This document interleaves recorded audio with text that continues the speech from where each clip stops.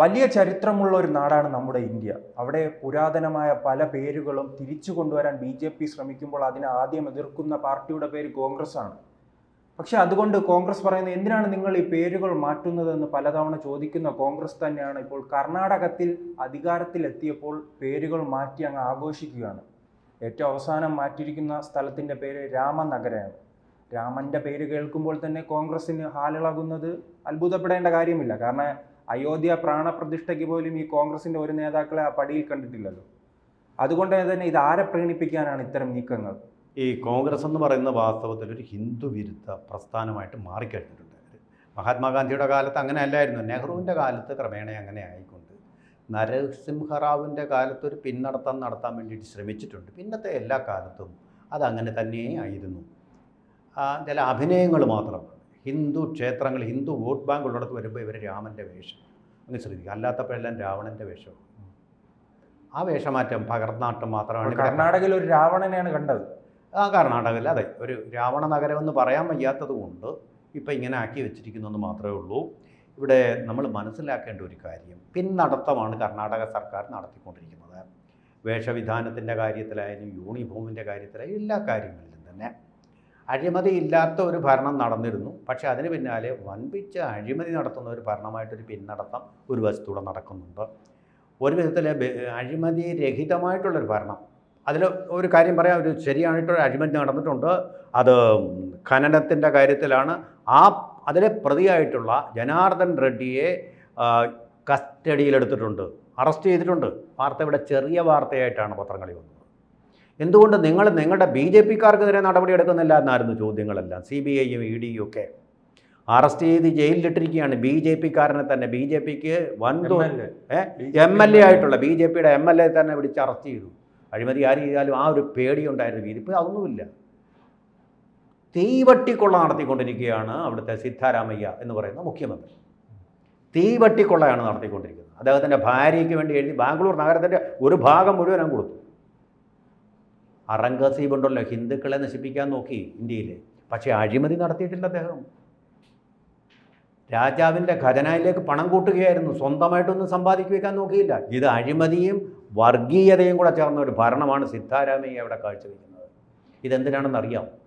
ഇപ്പം DK ശിവകുമാറിന് മുഖ്യമന്ത്രി കസേരയിലിരിക്കാൻ due ആയി.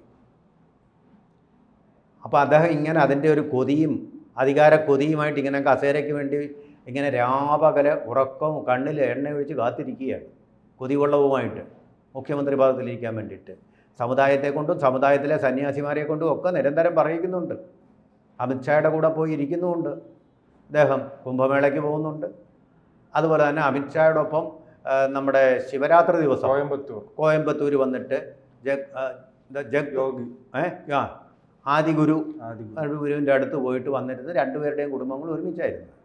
അങ്ങനെയൊക്കെ പൂജകളെല്ലാം നടത്തുന്നുണ്ട്. എല്ലാ തരത്തിലും ബലികളും നടത്തുന്നുണ്ട്. മൃത്യുഞ്ജയമോ എന്തൊക്കെയോ ശത്രു സംഹാരമോ എന്തൊക്കെയോ നടത്തി കേരളത്തിലും വന്നിട്ടുണ്ട്. ഇവിടെ വന്നിട്ട് ഒരറവ് നടത്തിയെന്നും പറയുന്നത്, ഒരു മൃഗബലി നടത്തിയെന്നും പറയപ്പെടുന്നുണ്ട്.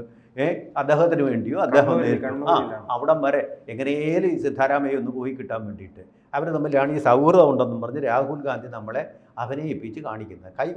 ഇവിടെ ഇരുന്ന് കണ്ടില്ലേ, ഒരു സ്റ്റേജിൽ ഇരുന്നുകൊണ്ട് രാഹുൽ ഗാന്ധി പറയുക ഷെയ്ഖ് പുള്ളിയാണ് അതിൻ്റെ ഡയറക്ടർ. ഇവരെ അഭിനയം മാത്രം, പകർന്നാട്ടം മാത്രം അവിടെ നടന്നുകൊണ്ടിരിക്കുന്നതെന്നും അറിയാം. അപ്പോൾ ഈ DK ശിവകുമാറിനെ വകവരുത്താൻ വേണ്ടിയിട്ട് ചെയ്ത ഒരു മൃത്യുഞ്ജയ ഹോമം അല്ലെങ്കിൽ മൃഗബലിയാണ് ഈ നഗരത്തിൻ്റെ പേര്. രാമനെ തന്നെ കട്ട് ചെയ്തു. വിനായക ഗോഡ്സെ മഹാത്മാഗാന്ധിയെ വെടിവെച്ചുള്ളൂ. സിദ്ധാരാമയ്യ രാമനെ വെടിവെച്ച് വീഴ്ത്തിയിരിക്കുന്നു. രാമനഗരമെന്നിട്ട പേര് പിൻവലിച്ചുകൊണ്ട് ഇപ്പോൾ ബംഗളൂരു എന്നിട്ടിരിക്കുന്നു. ബംഗളൂരുവിൽ നിർത്തിയിരിക്കുന്നെങ്കിൽ ഇനി അടുത്ത ഘട്ടത്തിൽ അത് മിക്കവാറും രാവണ നഗരമെന്ന് പറ്റില്ല, അടുത്ത സ്റ്റേജിൽ വരും. ഇപ്പോൾ ഹൈദരാലിയുടെ പേര് കൊടുക്കാമായിരുന്നു, ഹൈദരാബാദ് എന്നിടായിരുന്നു. പക്ഷേ ഹൈദരാബാദ് ആൾറെഡി ഉണ്ട്, കൺഫ്യൂഷനായി പോകും.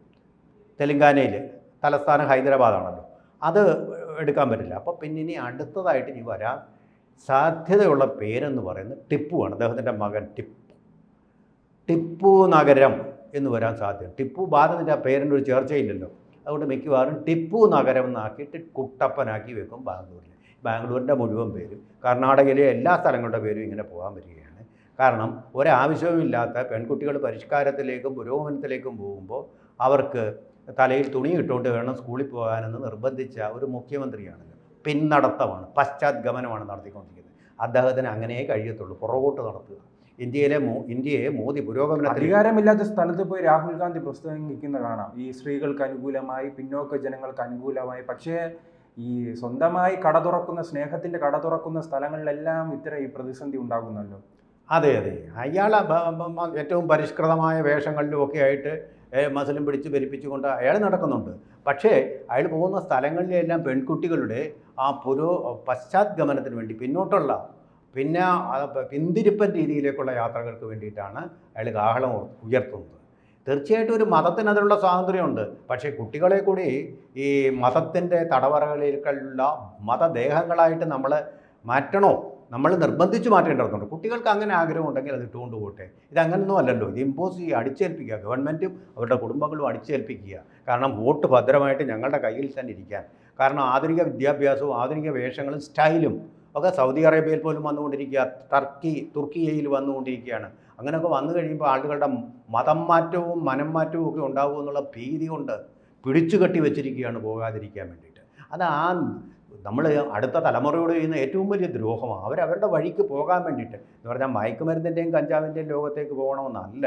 പക്ഷേ ഈ മതദേഹങ്ങളുമായിട്ട് നടക്കുന്ന ഒരു സംസ്കാരം എന്ന് പറയുന്നത് അതിനേക്കാൾ ഒട്ടും മോശമല്ലാത്ത ഒരു പിന്തിരിപ്പൻ നടത്തം തന്നെയാണെന്നുള്ള കാര്യത്തിൽ എല്ലാവരും യോജിക്കുമെന്ന് തോന്നുന്നു. അതിൽ പ്രത്യേകിച്ച് നാം കാണുന്ന ഈ ഉത്തരേന്ത്യയിൽ BJP സർക്കാർ ഇത്തരത്തിൽ പല സ്ഥലങ്ങളുടെ പേരുകൾ മാറ്റിയിട്ടുണ്ട്. ആ സമയങ്ങളിൽ പ്രതിപക്ഷ പാർട്ടികൾ വലിയ വിമർശനമാണ് ഉന്നയിക്കുന്നത്.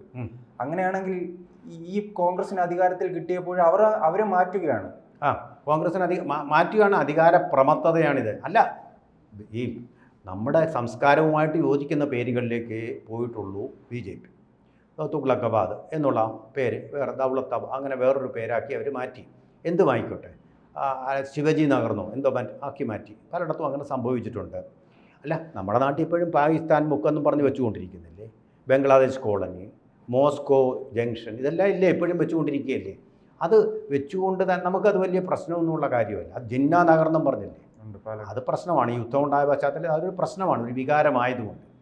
അതുപോലുള്ള മാറ്റങ്ങൾ നമുക്ക് വരുത്തേണ്ടതിന് പകരം ഇവിടെ എന്താ കുഴപ്പം? രാമൻ്റെ പേര് ജീവിതകാലം സർവസ്വം, ഏതൊരാളിൻ്റെ പേരാണോ, ഏത് ദൈവത്തിൻ്റെ പേരാണോ മഹാത്മാഗാന്ധി പറഞ്ഞിട്ടുള്ളത്, ആ രാമൻ, ഉത്തമ പുരുഷനായ രാമൻ. ആ മഹാത്മാഗാന്ധി ഇന്ത്യയെപ്പറ്റി പറഞ്ഞത് രാമരാജ്യം പടുത്തുയർത്തുമെന്ന് ആർക്കും എതിർപ്പുണ്ടായില്ലല്ലോ. പിന്നെ പിൽക്കാലത്ത് രാജീവ് ഗാന്ധി പറഞ്ഞതും ഇന്ത്യയെ ഫിറോസാബാദിൽ നടത്തിയ പ്രസംഗത്തിൽ അതായിരുന്നു അദ്ദേഹത്തിൻ്റെ രാഷ്ട്രീയത്തിലേക്കുള്ള പ്രവേശനം. അവിടെ വെച്ച് അദ്ദേഹം പറഞ്ഞത് ഇന്ത്യയെ രാമരാജ്യമാക്കും, ഗാന്ധിയുടെ സ്വപ്നം സാക്ഷാത്കരിക്കുമെന്നാണ് പറഞ്ഞത്. ഈ രാമൻ്റെ രാജ്യം എന്ന് പറഞ്ഞാൽ രാമൻ്റെ വിഗ്രഹങ്ങളല്ല. അതുപോലെ മര്യാദയുള്ള ഭരണം, പക്ഷഭേദമില്ലാത്ത എല്ലാവരെയും ഒന്നായി കാണുന്ന ഭരണം, അതാണിപ്പോൾ നരേന്ദ്രമോദി നടത്തിക്കൊണ്ടിരിക്കുന്നത്. അദ്ദേഹം അത് പറഞ്ഞില്ലെങ്കിലും ശരിയായ രാമരാജ്യത്തിലേക്കുള്ള ഇതിൻ്റെ ഏറ്റവും കൂടുതൽ ആനുകൂല്യങ്ങൾ പറ്റുന്നത് പിന്നാക്ക സമുദായക്കാരും അതുപോലെ തന്നെ ന്യൂനപക്ഷങ്ങളുമാണ്. ഏറ്റവും കൂടുതൽ അതിൻ്റെ ആനുകൂല്യങ്ങൾ വീട് വയ്ക്കുന്നതിൻ്റെയും മറ്റും ആനുകൂല്യങ്ങൾ കിട്ടിക്കൊണ്ടിരിക്കുന്നത് ഇപ്പോൾ ഇസ്ലാം മതത്തിൽപ്പെട്ട ആൾക്കാർക്ക് തന്നെയാണ്. അതാണ് യഥാർത്ഥ ഭരണം. അല്ല പ്രീണിപ്പിക്കാൻ വേണ്ടി, നിങ്ങളുടെ വോട്ട് കിട്ടാൻ വേണ്ടി ഞങ്ങൾ ഇതിൻ്റെ പേര് മാറ്റിത്തരാമെന്ന് പറയുന്നത്. പേര് മാറ്റിയതുകൊണ്ട് ഇസ്ലാമിലെ ആൾക്കാരുടെ പട്ടിണി മാറുകയില്ല. വളരെ കഷ്ടത്തിലാണ് കർണാടകത്തിലെ മുസ്ലിങ്ങൾ, വളരെ കഷ്ടത്തിലാണ്. അവിടെ മൊത്തത്തിൽ അനുഭവിക്കുന്ന കഷ്ടപ്പാട് അവർക്കും ഉണ്ടാകുന്നു. ഭരണം വൻ പരാജയമാണ്. ജനങ്ങൾ വില വളരെ കൂടിയിരിക്കുന്നു. പിന്നെ ഈ പറഞ്ഞ ആനുകൂല്യങ്ങളൊക്കെ വന്ന് വേറെ തരത്തിൽ പെട്രോളിൻ്റെ വില മറ്റു തരത്തിലുള്ള ടാക്സുകളായിട്ട് അവരിൽ നിന്ന് പിഴിഞ്ഞെടുത്തുകൊണ്ടിരിക്കുകയാണ് കർണാടക ഗവൺമെൻറ്. ഏറ്റവും ഒടുവിൽ ഇപ്പോൾ നോക്കൂ, നിങ്ങൾ ഈ പേരൊക്കെ മാറ്റുന്നതുള്ള ഒരു മഴ പെയ്തപ്പോഴത്തേക്കും തിരുവനന്തപുരം, പഴയ തിരുവനന്തപുരത്തിനേക്കാളും, സ്മാർട്ട് സിറ്റി വന്ന തിരുവനന്തപുരമല്ല, അതിന് മുമ്പുള്ള തിരുവനന്തപുരത്തിനേക്കാളും വളരെ മോശമായി. വെള്ളപ്പൊക്കത്തിൽ 4 പേരാണ് മരിച്ചത്. IT നഗരങ്ങളുടെ ലോക തലസ്ഥാനമായിട്ടുള്ള ബംഗളൂരുവിൽ ഇത് വരുത്തി വെച്ച ഭരണമാണ് സിദ്ധാരാമയ്യ അവിടെ കൊടി പിടിച്ച് നടത്തുന്നത്. ഈ പേര് മാറിയതുകൊണ്ട് കാര്യമൊന്നുമില്ല, നഗരം മാറുന്നില്ല. ഇന്നിപ്പോൾ ഇന്ത്യയിൽ ഏറ്റവും ചൂടുള്ള നഗരങ്ങളിലൊന്നായിട്ട് ആ തണുത്ത നഗരം, സ്വിറ്റ്സർലൻഡിലെ പോലെ തണുപ്പുള്ള ആ നഗരത്തെ മാറ്റിയെടുത്തതാണ് ഈ സിദ്ധാരാമയ്യയുടെയും കൂട്ടരുടെയും ഭരണത്തിൻ്റെ ഒരു റിസൾട്ട്. കൂടുതൽ വാർത്തകളും വിശേഷങ്ങളും നിങ്ങളിലേക്ക് എത്താൻ ABC മലയാളം സബ്സ്ക്രൈബ് ചെയ്യുക, ബെൽ ബട്ടണും അമർത്തുക.